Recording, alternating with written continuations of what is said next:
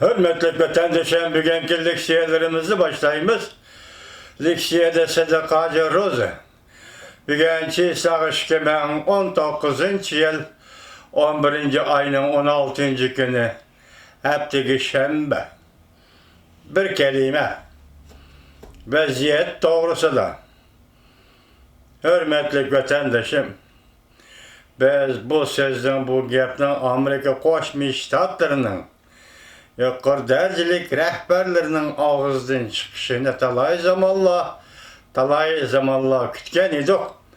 Bu gap nime, bu söz nime deseniz, dinleyen Amerika Koşmuş Ştatlarının devlet işler katibi Mike Pompeo 11. ayının 15. günü Cungo'ga agahlandırış bergendek koyulgan sualga şundaq cevap verdi.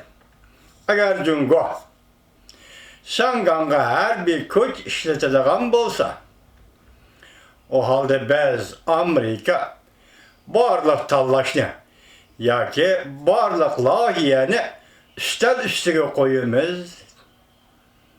Mana bu vaziyet vatandaşım. Biz bugün şunu çözdüğün aldı vatandaşlara leksiye sözdeyimiz.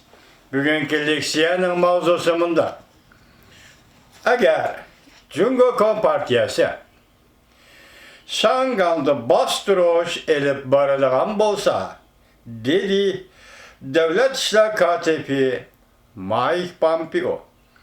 Amerika'nın barlıq tallaşları üstel üstüge çıkıdı. Mavzula haber 11. ayının 16. günü Cungo'ga nazar torbiyeti ilan kılındı. Haber bundan başlan. Amerika Koşmuş Ştatlarının devlet işler katibi Mike Pompeo haftanın 5. günü yani Cuma günü mundak görsetti. Eğer Cungo Şangal'da 101 vatkan işlağa her bir hareket kullanıldığın bolsa, Amerika'nın Şangan işlerine arlaşıdığın barlıq tallaşları ve lagiyeleri üstüge çıkıdı. Amerika hareket kullanışka her vakitte ya. Yani bir kıtım okuyayım hürmetli vatandaşım. Bu cümlede ifadelengen mezmununu sizge yana bir kıtım okuyayım. Amerika Koşmuş Ştatlarının devlet işler katibi Mike Pompeo haftanın 5. günü yani Cuma günü mundak görsetti. Eğer Cungo Şangal'da 101 vatkan işlağı her bir hareket kullanıdığın bolsa, Amerika'nın Şangan işlerine arlaşıdığın barlıq tallaşları ve lahiyeleri üstüge çıkıdı. Amerika hareket kullanışka her vakitte ya. Ne mi deyimiz? Ala şehrim, talaşkan şehrin kaldı dediğin nakşını sile. Endi Cungoluk apendire sile dolaydığı vakit geldi değil mi? Demek Şangan halkı talışı vatıdı siledin, talaşkan şehrin kaldı. Bu nakşını sile dolayı sile Cungoluk apendire. Devlet işler katibi Mike Pompeo haftanın 5. günü Cuma günü Texas ştatında Reis Üniversitesi'nin notuk sözlüdü. Notuk sözlep bolğandan keyin mundaq sual koyuldu. Eğer Cungo hükümeti Şangan'da namayişçileri kurallık bastırdığın bolsa, Amerika hareket kullanıp bir vasıta arlaşamdı. Devlet işler katibi Mike Pompeo cevap verip mundaq görsetti. Amerikalı emas Angliya hem yani bir qancha devlet Cungo hükümetinin Şangag'a qandaq muamele qilish kerakligi to'g'risida umidlarini, arzularini, meydanını bildirishdi. Bundaq umid bildirishlar Cungo'nun va'dasiga asoslangan edi. Devlet işler katibi Mike Pompeo mundaq dedi. Biz bir qancha qatam Cungo'nun sekreteri Xi Jinping'e mundaq dedik. Siz bir devlette iki xil tüzümge kapalet kılımen diyen idiniz. Bu sözünüzge amel kılın. Devlet işler katibi Mike Pompeo mundaq görsetti. Biz Beijing'li emas, hatta namayişçilağı hem zoravallıktan hali bir usulda hükümet bilen siyasi söhbet ötküzüp Şangay'ın halka talep kılgan narsalarga erişişke tinç yol bilen mesele hal kılışka ilham berdi. Ziyan tartmaslık, zoravallık kılmaslık bu bizden ümidimiz idi. Biz allakaçan her bir adamge bu meseleni o çok düşündürdü. 11. ayının 12. günü Şangay'ın sakçıları Şangay'da Ali mekteplerge kirip namayişçilerini, okuğuçularını kol kılıp sakçı bilen namayişçiler otursalar eğer dokunuş geltirip çıkar. Bunun için de Şangay Jungo Til Edebiyat Üniversitesi'nin ahvali bek eğer oldu.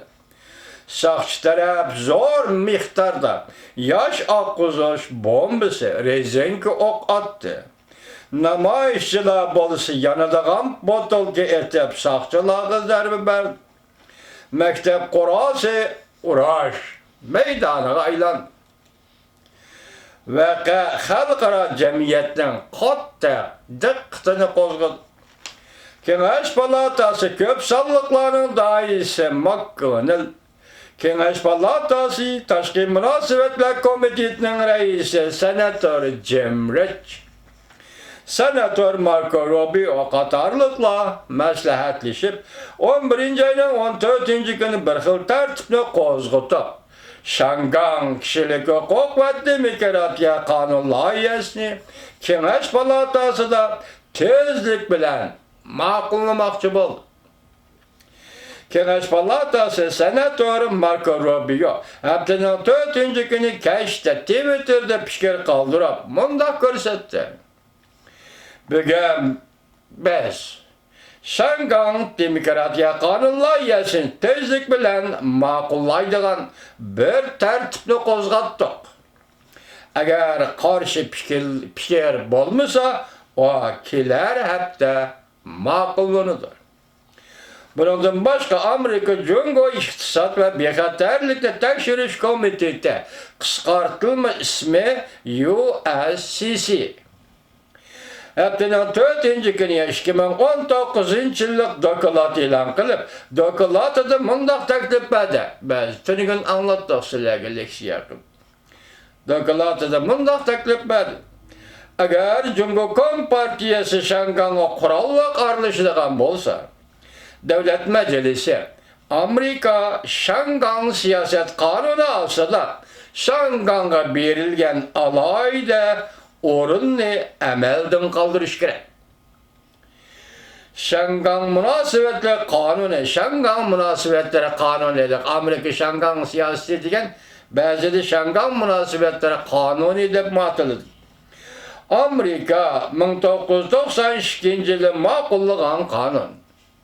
1997 yılı 7. ayının 1. günü Şangay Jungo'ga ötküzüp verilip, Jungo'nun alayda bir memuri rayını aylandı. Amerika hükümeti Şangay siyasetini kayta belgeledi. Bu kanunda Şangay'ın müstakil tamoyunu becerayını işgalliği itiraf kılındı. Şangay Jungo'dan farklı muamele kılıp, bir devlette iki xil tüzüm itiraf kılıp, Şangay'ın demokratiyasını ve özü başkuruşunu kolladı. Şangay'ın turmuş şekliye kapalet kılındı ve Amerika'nın Şangay'a meblağ selişimi kapalet kılındı. Desepte nime Amerika? Şangay siyaset kanunu. Endi bu Şangay münasebetleri kanunu. İkisi bir kanun. İkincisi ikinci xil atılış. Hürmet vatandaş.